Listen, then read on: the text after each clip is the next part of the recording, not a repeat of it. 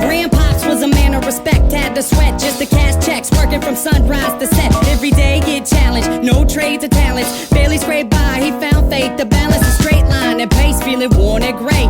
Poor with 4 seeds, one more on the way. It was hard days indeed, all work and no play. He made sure things on the surface were okay, but something disturbing within his mind was lurking. A slight twilight breeze would ease in through the curtains at night. It's like the sermon of a twisted apparition was urging him to listen to the train in the distance. At first it wasn't intense, just one little instant. Sure, it didn't occur, he turned to resist it, as if it wasn't much more than just a figment of his imagination. But for days it was persistent, and it went, follow me, follow me, follow me, follow me. And it got louder, follow me, follow me, I have something to show you. With time people noticed he was acting berserk. Granny got a call saying he was absent from work, and that was the first. She ran to the pastor at church to ask him what was up with this disastrous curse. But bad with the worst, he came back 3 days after, no money in his wallet and his shirt on backwards, stumbling walked off when he called out for his daughter. Right before he split, the last lesson he taught her was this: if you ever have a son, let him know that his granddad loved him, but by the time that he's grown, be sure the seed is sown deep down into his dome.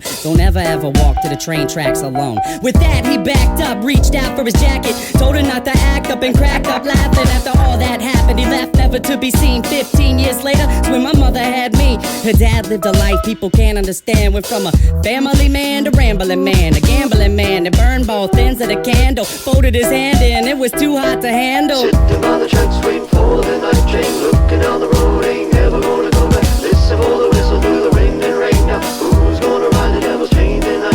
Sitting by the tracks waiting for the night train, looking down the road, ain't never gonna go back. Listen for the whistle through the wind and rain. Now who's gonna ride the devil's chain tonight? When I was a child, my mom's dropped fables and stories to warn me of the dangers that were laying before me. To keep it interesting, she would hide the lesson, to guide my direction, provide the right message. In time I developed a sense of her embellishments, hence I was rebellious against what she was telling me. When I was a teen, I pretended that my demons were friends. I defended the place, yo, and that was the case. Slurred speech dripping off of my face, the world creeped as I slipped to the awfulest place you could imagine. Not the average things you see on acid. My granddad bloody hovering on a speaker cabinet, laughing in a raspy tone, covered in maggots, a snack on his mat to the bone. I couldn't grasp it, did it double dismount off of the couch, flipped out, broke the closest window I found, then I dipped out. Suddenly I discovered little voices mumbling up in my head. It had me wondering, what was it my mother said back when I was younger? It had my brain racked as I stumbled off of the night towards the train tracks. Sitting by the tracks waiting for the night train, looking down the road, ain't never gonna go back. Listen for the whistle through the wind and rain. Now who's gonna ride the devil's chain tonight?